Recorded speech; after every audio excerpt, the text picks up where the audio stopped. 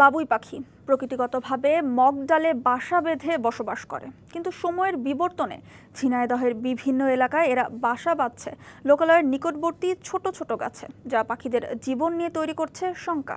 প্রাণীবিদরা বলছেন, বাবুই পাখির অভ্যাসের অভিযোজনের কারণেই এমনটি হচ্ছে। ঝিনাইদহের কোটচাঁদপুর উপজেলার রঘুনাথপুর গ্রামের আমেরিকান সড়ক, দুপাশে ফসলি ক্ষেত, রাস্তার পাশে ছোট ছোট বাবলা গাছ।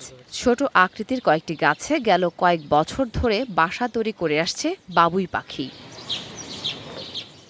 নিরাপত্তা ও প্রকৃতিগত বৈশিষ্ট্যের কারণে অন্য গাছের তুলনায় তাল গাছে বাসা তৈরি করতে পছন্দ করে বাবুই। কিন্তু অতিরিক্ত গাছ কাটার ফলে এখন সারা দেশেই কমেছে তাল গাছের পরিমাণ, কমছে বাবুই পাখিও। তবে বাংলাদেশে থাকা বাবুইয়ের মধ্যে কয়েকটি জাত প্রায় বিলুপ্ত হলেও সাম্প্রতিক বছরগুলোতে আবার লোকালয়ে দেখা মিলছে বাবুই পাখির। ফসলি ক্ষেতের পাশের ছোট গাছ কিংবা লোকালয়ের পাশের ছোট আকৃতির তাল গাছে বাসা তৈরি করছে বাবুই। শিয়া বাটার ও ভিটামিন ই সমৃদ্ধ লিলি হালাল বিউটি সোপ, তারুণ্যময় উজ্জ্বল ত্বকের জন্য। দিন দিন বাড়ছে নিচু জায়গায় বাসা তৈরির প্রবণতা।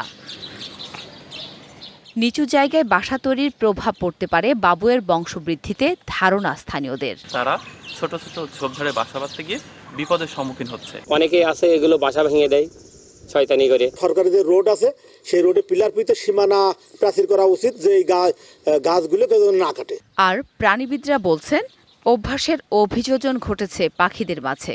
যেটি একটা অ্যাডাপ্টেশন। আগে যেরকম মানুষ পাখি শিকার করত, সচেতনতার কারণে শিকারটা কমে যাওয়ার ফলে ওরা মানুষের কাছাকাছি বা একটু নিচু জায়গায় বাসা করতেও তারা এখন স্বাচ্ছন্দ্য বোধ করে। পরিবেশের ভারসাম্য রক্ষায়, জীবের অস্তিত্ব রক্ষায়, বায়োডাইভার্সিটি রক্ষায় আমাদের সকলকে এই বাবুই পাখিকে রক্ষার্থে এগিয়ে আসা উচিত।